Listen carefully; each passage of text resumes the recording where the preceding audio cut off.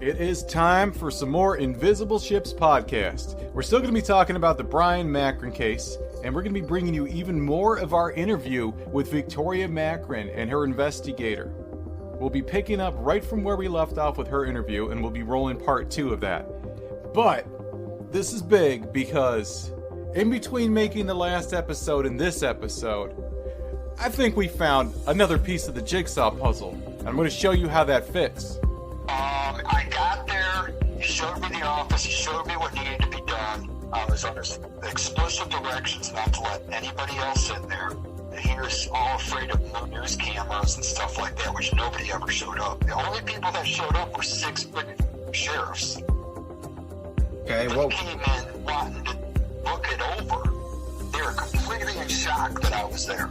If you thought there was something funny going on with this case right from the beginning, then you're correct. Just wait until you hear what the guy they brought in to repaint an actual crime scene has to say about what he saw. This is a big episode with a lot of exciting stuff coming up on Invisible Ships podcast. Ready for takeoff.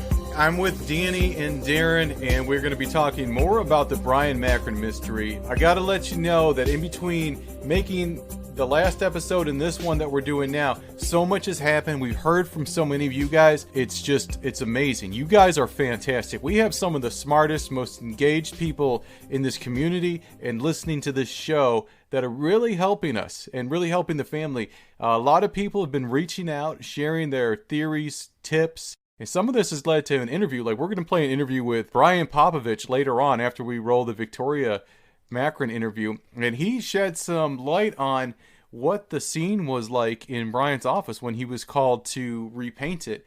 To me, there's a really interesting idea out there that maybe us as a community and as listeners and podcasters, that we could crowdsource some answers for this family and for this mystery. That, between all of us, there's somebody out there that knows something. And we've always maintained that there's people that are going to be listening to this program that know something that they may have thought was too small of a tip. It wasn't a smoking gun, so they didn't go to the police. They didn't go anywhere, but it's always sat in the back of their minds that, that was strange. We want to hear from you. Obviously, if you have, some real solid evidence that, it needs to be kicked up to the next level, you got to let Crime Stoppers know first. But we want to hear from you no matter what, even if you think it's a small little detail. Like I said, let's try to crowdsource this. We have amazing people in our community. We have amazing people listening to this show. And we could really get something done. You guys have any thoughts? Like we always say, everyone is innocent until proven guilty, and we're not making any allegations. We're just sharing the information that we have culled. Especially Darren's done a lot of investigation into this. And we're just trying to sort of crowdsource with all of you, and which is great because when people are liking us on iTunes and leaving messages in the reviews, they're giving us tips that we're gonna be playing the audio of someone that called in based on our podcast too. Yes. So please keep reaching out because it's leading us in a new direction. One of the things I wanted to bring up to you guys was we talked a lot about Sergeant Sanford with the paper and getting the cell phone again. We reached out to Sergeant Sanford, and I got a reply in between episodes here. Yes. So I just wanted to read that to you guys. So, I reached out saying that we were doing a podcast and, that if he was interested in interviewing about, this case. And, his response, word for word, is, "I wish I could, but until BCI wraps up the investigation, none of us can comment. When they are finished, I would be happy to." We definitely respect Sergeant Sanford for getting back in touch with us and sending us that letter. And we understand his situation, but we are looking forward to the day that when we can sit down and talk to him about this case. Before we move on, a lot of people this week have been talking to me about how the Facebook Messenger plays an important role in this case. And a lot of people didn't seem to totally understand it, and maybe we didn't do a good job explaining it. But Darren, go a little bit more into detail about the Facebook Messenger app and why it's important to the case to understand. So the interesting thing about Facebook Messenger, I think that's a very important part we should talk about. Facebook Messenger is what we believe Bryan's message that lit up on his phone that got Bryon out of bed at 2:08 in the morning to go down to the township office. Now, after he left, and that very next day, his Facebook was switched to a memorial Facebook. Now, with that, you can't access Messenger. It's blocked. Now, with a court order, you may be able to by going through Facebook.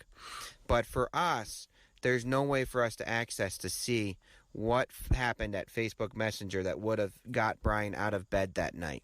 And Victoria has stated that she did not change his Facebook to a memorial page. So who did? That's the real question.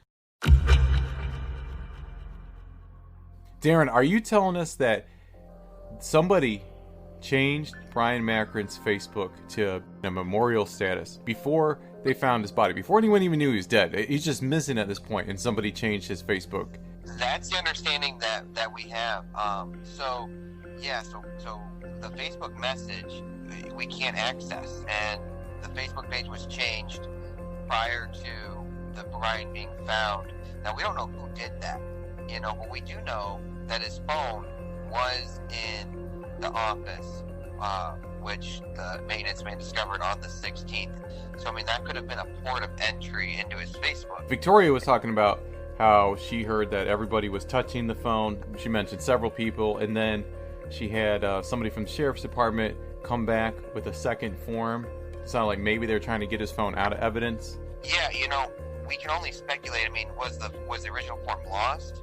We don't know what the reason was, but he was, per Victoria, trying to access the serial number for the cell phone. That would be the port to get into a Facebook, because, like anybody else who has Facebook, when you just open up your phone, puts you right into Facebook, where you could have changed it. Once it's changed into a memorial, it is only the front page, and you can't get into Messenger at that point. Wow. So we may never know what that message was that got him out of bed at 2 a.m. Maybe a court order to Facebook or something like that. I think they probably could, maybe do something. I don't know. That's just my thoughts. But yeah, for us on the outside, that's the big mystery and the big holdup. And it's, if we had that would be so crucial to this case. All right, let's roll the second part of the interview that we had with Victoria Macron. Before we do that, Danny, explain some of the editing choices that we made. Minor, but important. Yes, so during this interview, you're going to hear a couple portions where a name is muted out. Redacted. And we did that because we've been reaching out to everyone that comes up in the various interviews that we do with the people involved in this case. And we either, like we did with Sergeant Sanford, read you their denial, or if they agreed to talk to us, you hear them talk to us. There's been some cases here where we've reached out but haven't had a response. So out of respect to them and out of respect to the fact that this is an unsolved case and we don't want to put our wrong foot forward with anything, we're just going to remove those names there. You'll still understand the story easily. So immediately, day of, you lost all confidence in who was conducting the investigation. Yes, and for them not to even come and talk to me and interview me or interview my children or my family, or how were we as people? How were we as a family? Yeah. I wanted them. Come in my house. See me. See my house. See who we are. Jim knows who we are. Jim knows we're loving. And we've been married 23 years. Can't even fathom what you're going through with it. Oh, I was furious. That's why I started calling the FBI. I called them right away on the phone. I'm like, somebody's got to help me. I don't know what's going on. I don't know if this is a pipeline. I don't know if this is corruption. Something is going on here. Yeah. One of the concerns I have is it seems like the sheriff's office pretty much collected all the evidence, because when did they turn the case over to the BCI? Okay, so Mike Costello, and the reason I know he was there is because he had told me at one point he would pop in periodically with Linda, like through those next couple days. And he would come to the house, and he said something that, he said the sheriffs were doing the investigation up there, and he said, they swabbed the walls for gun residue and this and this. And I'm thinking, how would you know? that they were doing that unless he was privy to the investigation, right? Unless you were there and seeing it. He goes, oh yeah, I saw they were swabbing the walls for gun residue. Okay. And the way that the maintenance guy said the scene was horrific, and he would never wish for anyone to see anything like it. Okay. But then Costello goes walking in. The sheriff's department was saying, oh yeah, there was some blood on the floor. And they say they but then left why everybody. would they be swabbing the walls if there was only blood on the floor? What were they swabbing? Just random? You would swab, I would think, if something was visibly there. Yeah. So that leads me to believe the maintenance guy pulled my brother-in-law aside the night of the day Bryon went missing, on the 16th that night. I had all the firefighters came over to offer their condolences. They were all standing in my front hallway. And I remember pulled Darren aside in my dining room. Or Darren, I think, asked him. He says, hey, what did you see? Like, what went on? And he's like, well, and that's when he made that statement, that it was the most horrific thing. He never wished for anyone to see that. Okay. And then made a comment that, and I recently talked to the other girl that was the paramedic firefighter for the township about it, and I said, do you remember when he said that? And she goes, yes. I said, I remember looking at you. Your jaw dropped as well as mine. Made a statement that, don't worry, buddy, I got your back. He said, you know when you've got something to do, but something about getting up that morning to go into work, and he goes, you know when you know you have to be somewhere but you can't sleep? He goes, but that was 3:30 in the morning, and that's another long story. And I'm like looking at him going, and no one asked, like none of us elaborated on it because we were so like, what? Like, I looked at April, she looked at me, and our mouths were like, so, and no one questioned anymore. We were like, what? So who is the maintenance guy? The maintenance guy that discovered that walked in on the scene. And he was saying that he got up and thought in around 3:30 that on the 16th. Yeah. Interesting. He said, you know when you know, I think something to the effect like, you know when you're trying to sleep but you know you have to be somewhere? He said, but that was at 3:30 in the morning, and that's another long story. And who was he saying this to? Just us in the front, because they're like, what happened? What did you see? And he goes, well, you know when you have to be somewhere but you can't sleep? He goes, but that was 3:30 in the morning. That's another long story. Something to that effect. And all of us, the firefighters, they were kind of like in a U shape in my front hallway. And we were just like, what? Oh my God. What? Yeah.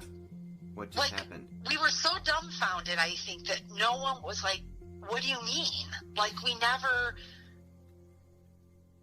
can't even believe that this is happening, that Bryon's missing. He's not here. Like, yeah. You can't even fathom that. But then when he makes his statement about being up in the middle of the night. It was so bizarre. Yeah. What's that? Yeah, about being up in the middle of the night and, Now, yeah, what? He said, but that was at 3:30 in the morning, and that's another long story. Is there one maintenance guy for the township, or is there multiple maintenance guys that are in that building? Or there's other parts of the crew that go out, but he apparently goes there.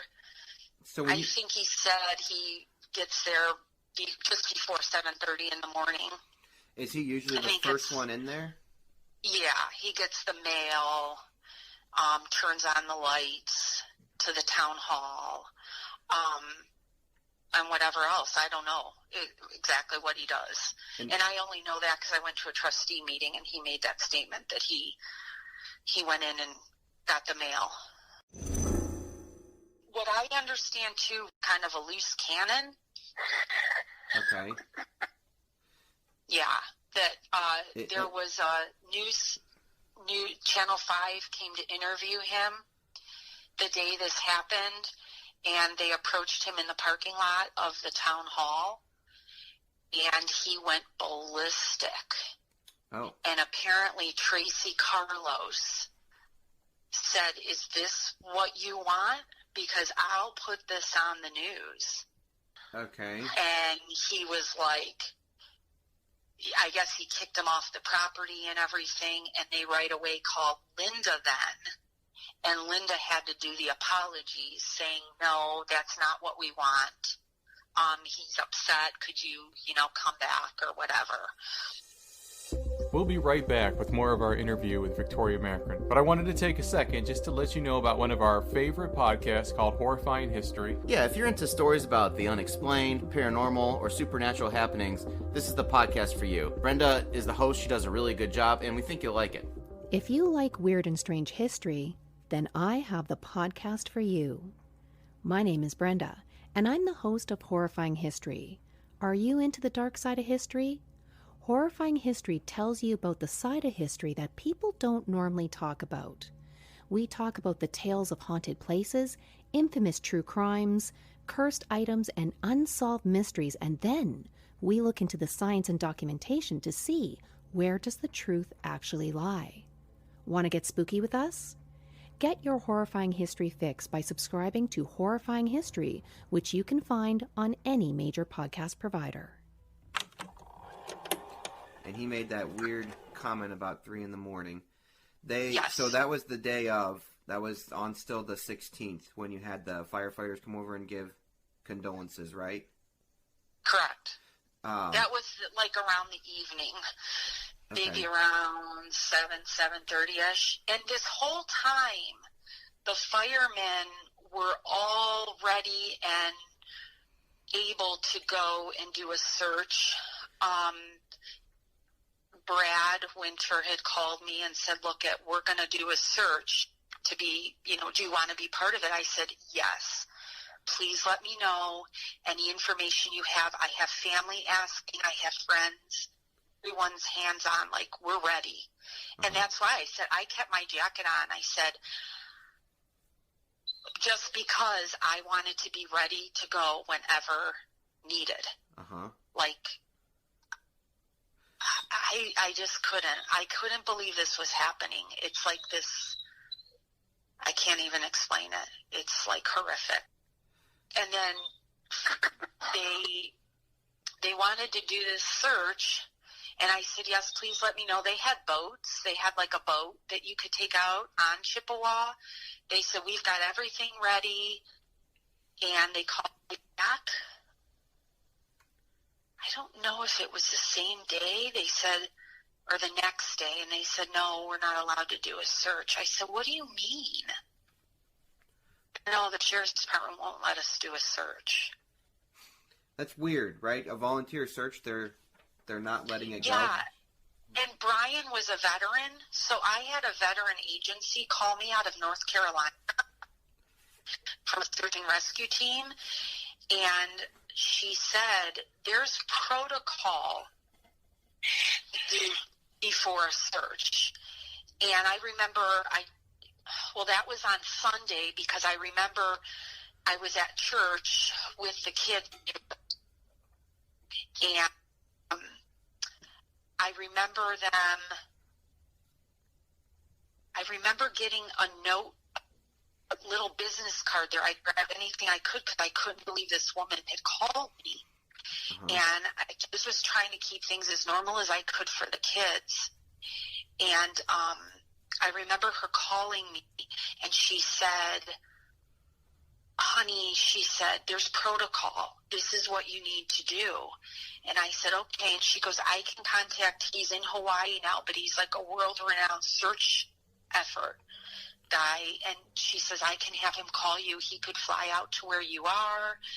that never transpired, by the way, but she was telling me the protocols that you have to go through.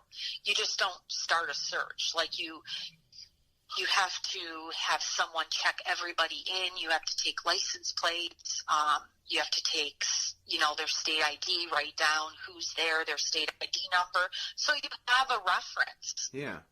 Who's there, and she was giving me ideas. And,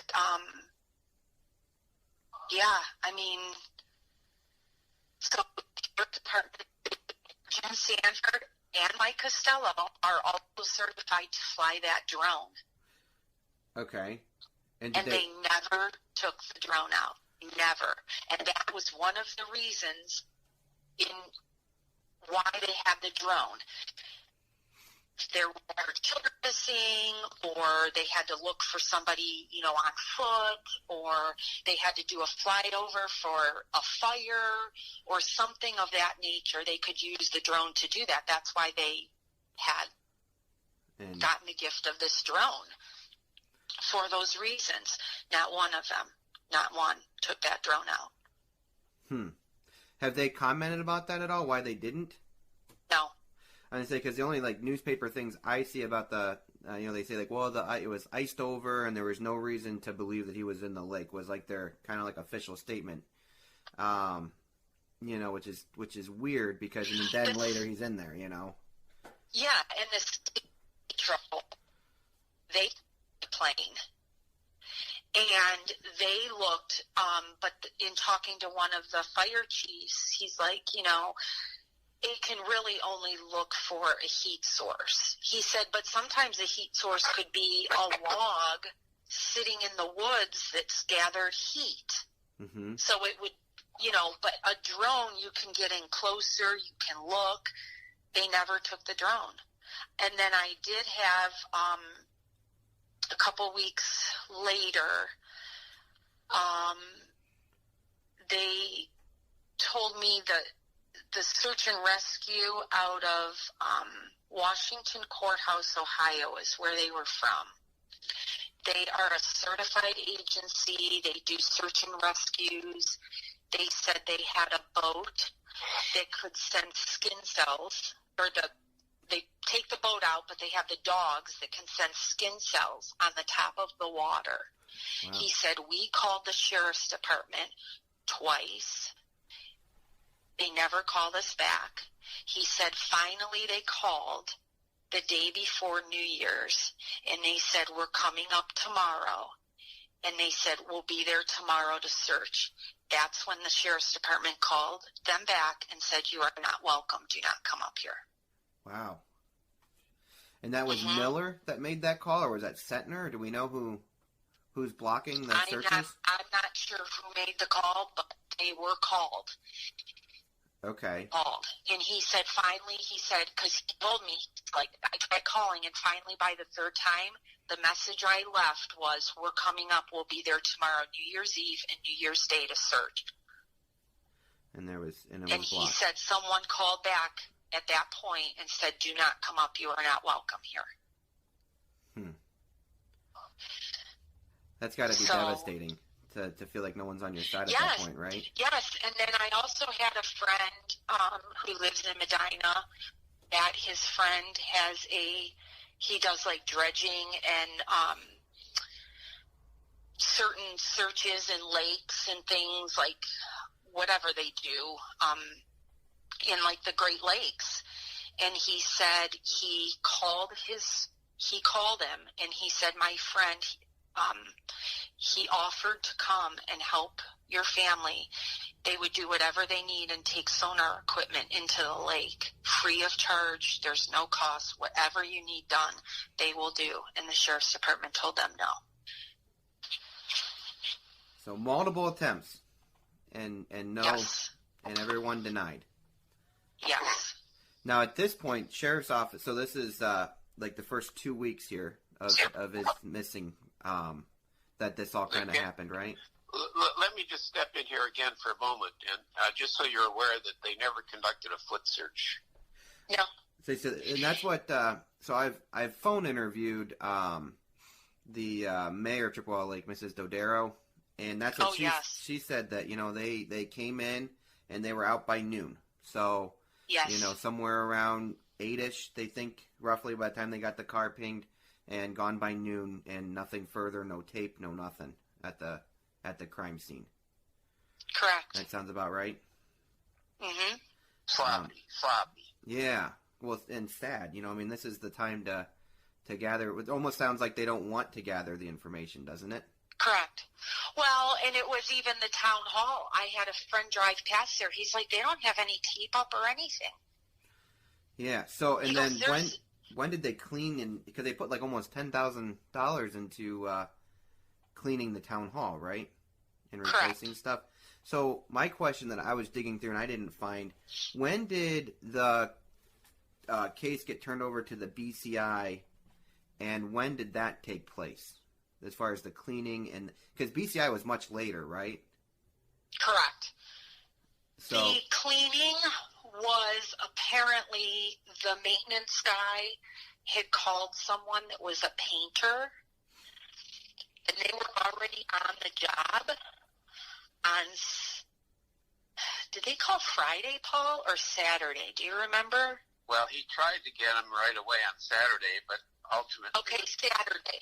He called them, and he said, I need you to come here now. And he's like, I can't be there now. I'm on a job. He's like, well, we need you now. When can you get here? It was very forceful, and I found that out through a friend who called and said they were painting her friend's house, and the friend was like, this guy was so upset and questioning why you need it right this second. right. He wanted him to leave his job. He said, you need to get here now. And he's like, I can't get there now. I'm on a job. And then I think it was by Sunday he came. Correct. I'm pretty sure it was Sunday. And he said, well, I can get there on Sunday. Wow. So if the sheriff's department is telling me that it was a little bit of blood on the floor, why would you have to have a painter? That it was a little bit of blood on the floor. That painter reached out to us. We sat down and talked to him. His name is Bryon Popovich, and we think you're going to be very interested in hearing what he had to say. I was the one that painted the place. Okay. The guy I'm a subcontract, painting subcontractor. The contractor that he called was in Mexico, so he called me because I was still in Ohio and everything. And the guy tried to get me to come out like that same night, or the very next day. And I'm like, I can't do it. It has to be a day after. And he pressed hard to come in there, like right away. He kept blaming it on person that works in the front desk. They can't come in the office with it all bloodied and everything like that. Okay, there's a couple things about the podcast that's different than my account that I was there. There was not that much blood. I mean, I've painted over blood before. Blood stains walls. I mean, there was no blood on any of the walls or the ceiling. There was more blood in the bathroom I found than in the bedroom or in the office. Like I said, I just wrote some notes down. The $8,000 to paint and carpet that little office, that's outrageous of a price. How much? I'm not understanding that one. I mean, the painting job was like $1,500. What's the carpet cost? $6,000? Reasonable cost. It is in the notes of the trustee meeting. It was like $7,900 and some dollars.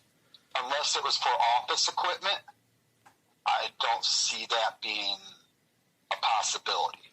So the next note I have is the shoe.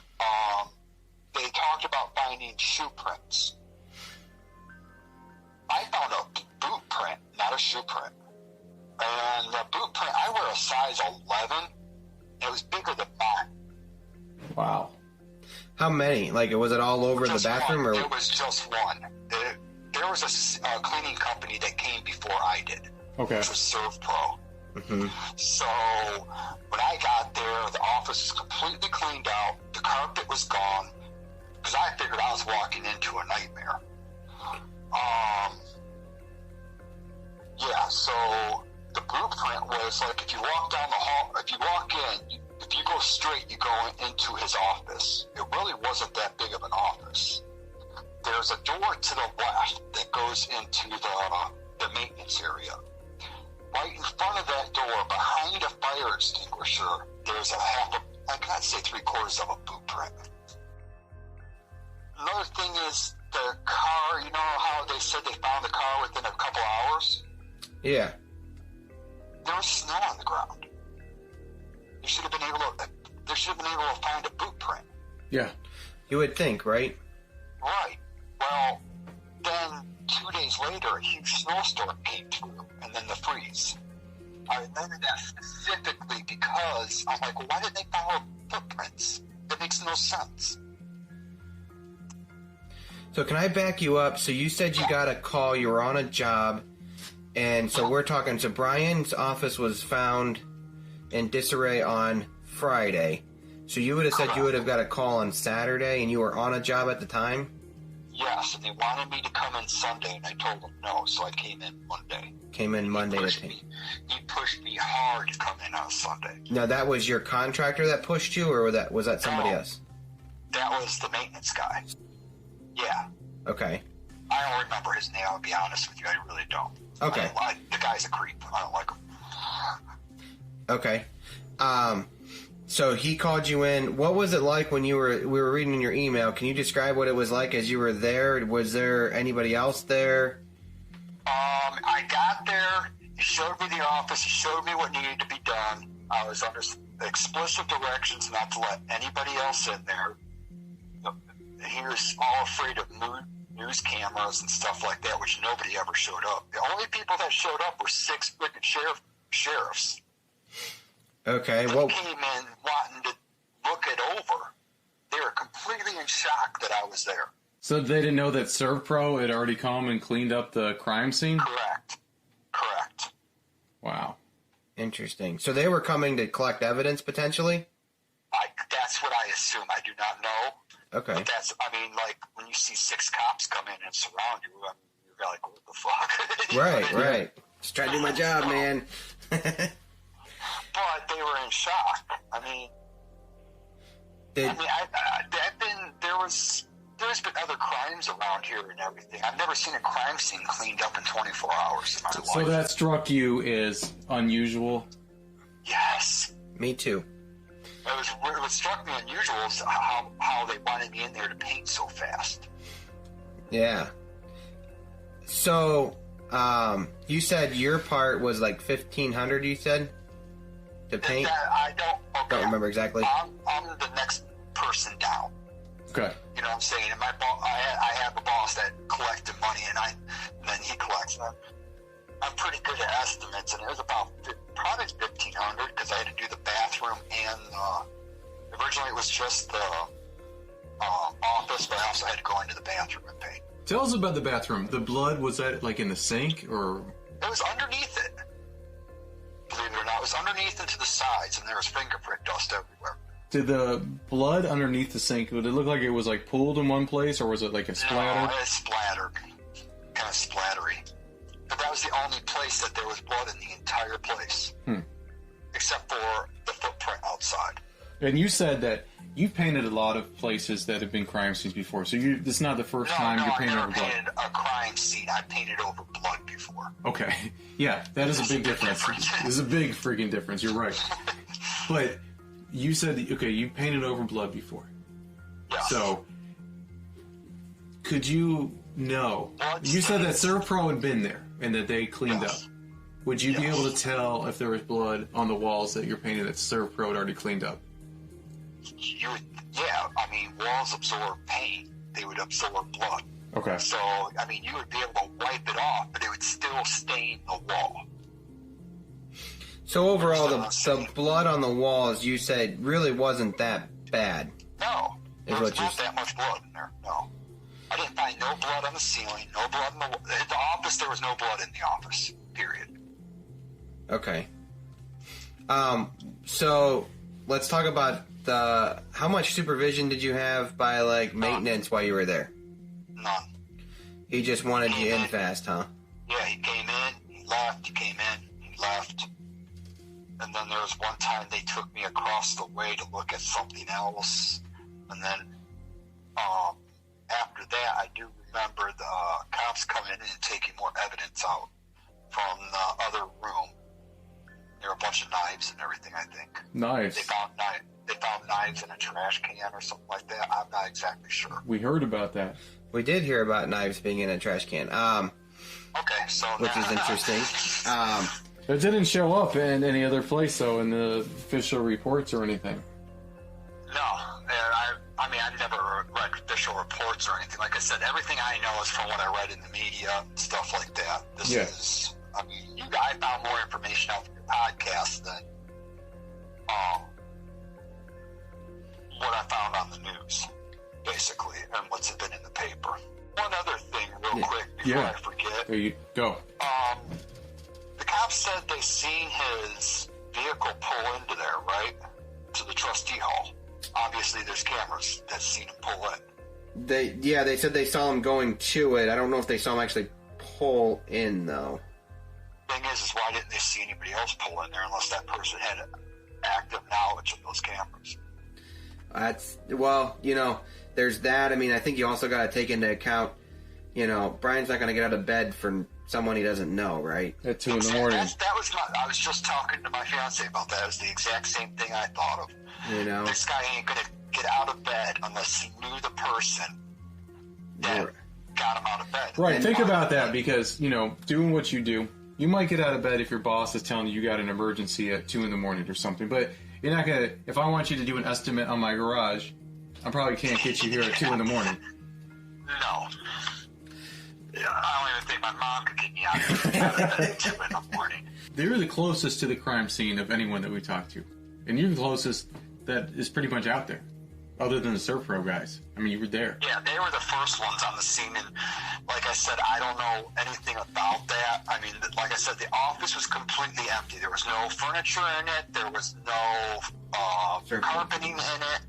But like I said, there was no blood on the walls. There was definitely no blood on the ceiling. He just wanted the ceiling freshened up. Okay. There was no reason to paint the ceiling. What I like about his interview, and I hope it says something good about our podcast here, is he comes with a differing point of view, and we're airing that differing point of view because our goal is the truth, not one narrative. But I think an important kind of point about his different point of view is what happened between the first sighting of the crime scene or the scene of the incident and then when he showed up. And Darren, what came in between? Right, so we got Surf Pro coming in and doing the cleaning in between painting. So, and all the carpet was gone too. So, and I mean... The carpet could have been a mess. And I struggle with, I understand what he says about the wall and absorbing blood. But, from personal experience, if something happens on, it gets splattered onto the wall, I feel like I can wipe it up if it's painted. That sounds like another story. Actually... what did you do to that wall? I mean... No one knows. Are we talking about semi-gloss? Gloss? I mean, Satin. Seriously, that actually makes probably a difference. Yeah, It does make a difference as far as cleaning. So, I guess my takeaway is, the first person who we reached out to didn't get a comeback from that saw the scene, said it was the most horrific scene he'd ever seen. Correct. And now you also got to remember that if Bryon left his house at 2:08 and was about 4 hours at the township hall, roughly, is what, at least from Sentner's timeline, there's a lot of time. And then there was blood also found in the sink.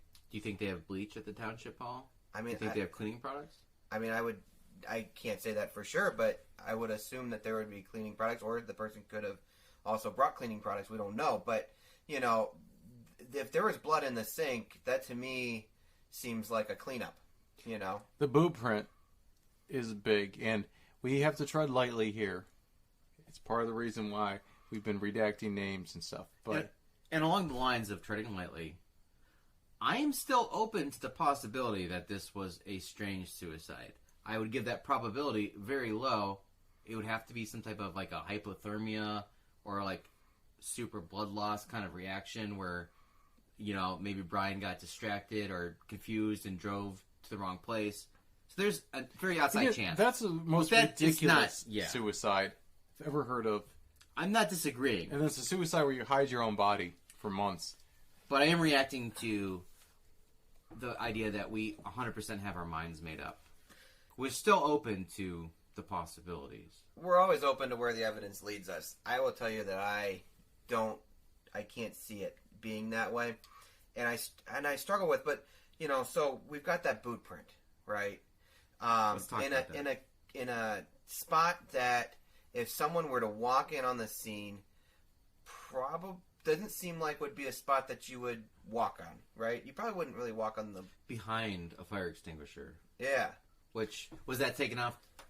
But the fire extinguisher was on the ground when he got there. Yeah, but I mean, is that where it was? Well, I guess it wouldn't be stored there. Why was the fire extinguisher off the wall? Because they painted the wall, or they did something to the wall. Maybe. Sense. I don't know. But also, with going bigger, okay, what about Victoria's account of his height and weight? And the account of what was missing at the time.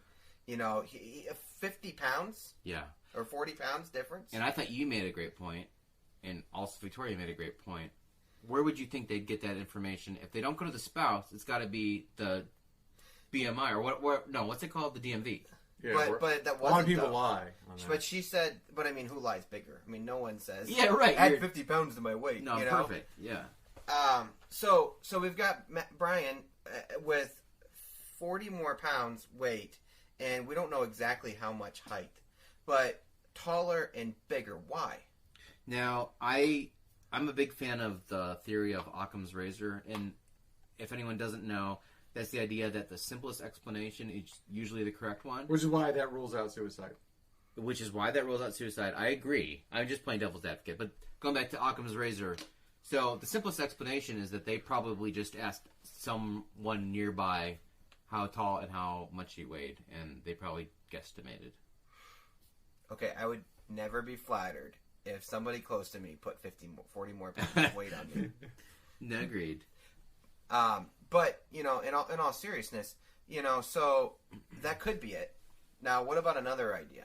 We've got a larger boot print, okay? Which, did Bryon even wear boots is a question in and of itself. But we've got a larger boot print and a larger size of Bryon being portrayed right now, right? And didn't Victoria even address the whole boot thing? That when they said they had boots, she didn't know what they were talking about? Yeah, and that is in a later episode coming up. So sorry. Jumping ahead, but good job.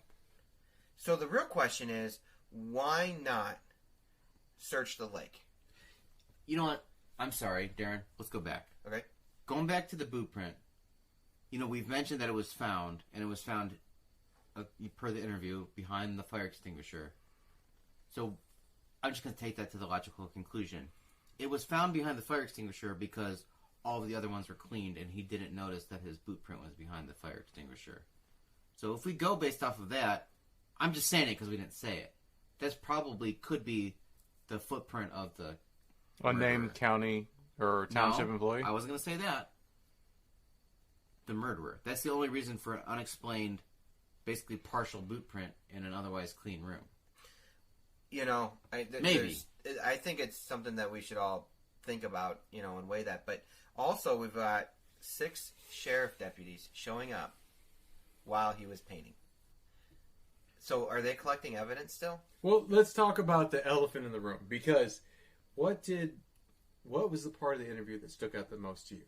And it was when Bryon the painter told us that he saw the deputies walk into the room with an evidence bag that contained a knife.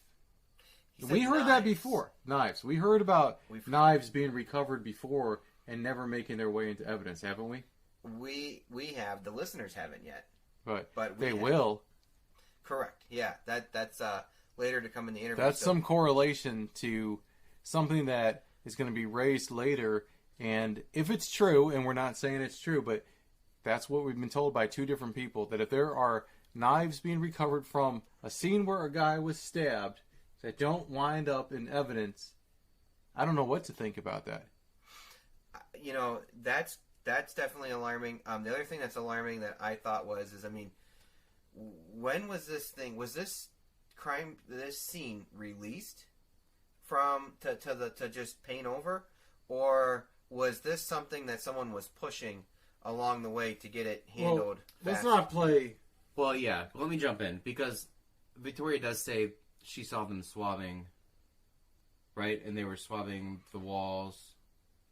So it sounds like CSI made its way Victoria through. was told that somebody was swabbing. She was told. If that was true, though, once CSI is done, they're done. That's a question. But, to me, that's a little bit alarming because if the timeline's right, and if Saturday they cleaned, so that left them a very short amount of time, not to mention on Friday. So you had to have cleared that crime scene, but also cleared at Chippewa Lake, and potentially did a search for a missing person, all within a very short amount of time.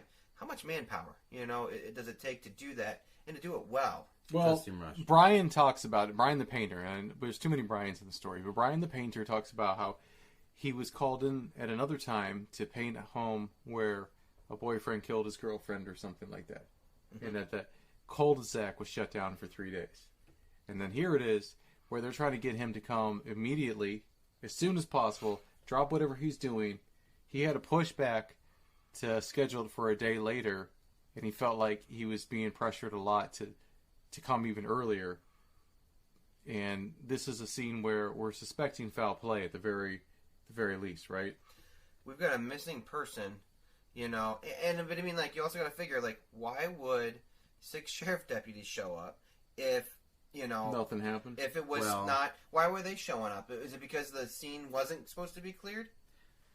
Again, just to go for another, and I hate to always be the devil's advocate guy, but there's not it's a small town. This might be the interesting thing going on.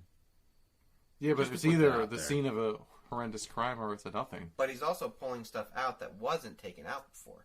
So obviously they were looking for something. They went into another room, looked in the trash can, and pulled out stuff. I'm very interested in potentially, especially. We didn't know at that point what happened to Bryon, so we didn't know that there were stab wounds. But a knife in a trash can is, I think, fairly significant here, right? Very fishy. Very fishy. So I think we got to talk about searching the lake. So why not at least fly the drone?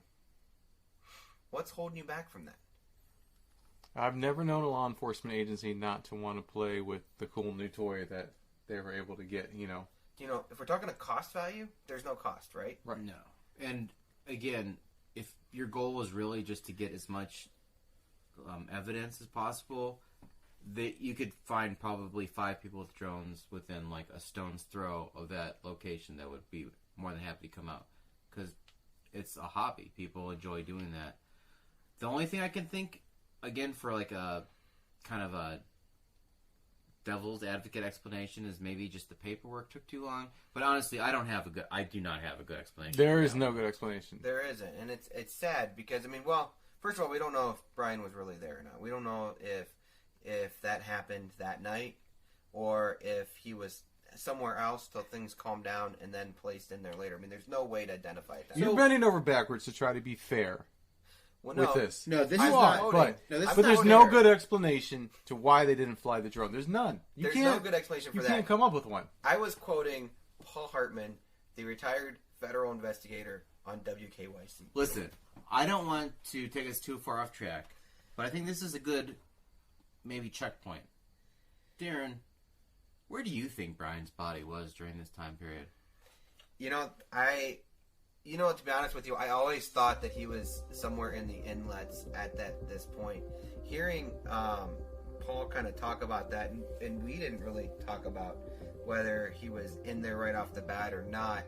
It does make sense to hold back, let things calm down, and then release. I think that the people that could have been a part of this were not expecting in February for it to be such a warm February. And so I think that they thought they had more time by putting him in whenever they did. Guys, we got a whole lot more coming up for you with Victoria Macron and her investigator in the next episode. We have an exciting surprise interview. Somebody else, I don't want to give it all away, but he puts us really close to some important action in this case. We've got a lot more coming up, so just keep following us on iTunes and Spotify. We're on Twitter at Chips Invisible. If you have any tips, send them to Crime Stoppers, your local authorities. There is a $10,000 reward being offered through Crime Stoppers. Anyone with information should call 216-252-7463. Also, let us know. We've been getting some great new information from our listeners and from the people that were paying attention at the time, but like Rick said, never told anyone. Yeah, and everything we get, we share with the family and with their investigator. But this is important because the more that we get out there, the more that people hear Victoria Macron's story, the more momentum we're building. And it's starting to show. There's some exciting stuff in the works that I can't talk about yet. But just keep it up. Keep doing what you're doing. You guys out there are amazing. We love the engagement. We love how smart you are. You can also find us on Facebook, and we have our own webpage, invisibleshipspodcast.com. We check all of our media, so if you have a tip or an idea, get a hold of us, and we'll get back to you. And that, just to wrap up, that invisibleshipspodcast.com is a great resource. It's where we're putting all of our information. There's a timeline on there, and we're going to keep updating that as we get new data. Yep, and we'll see you next time. See you next time.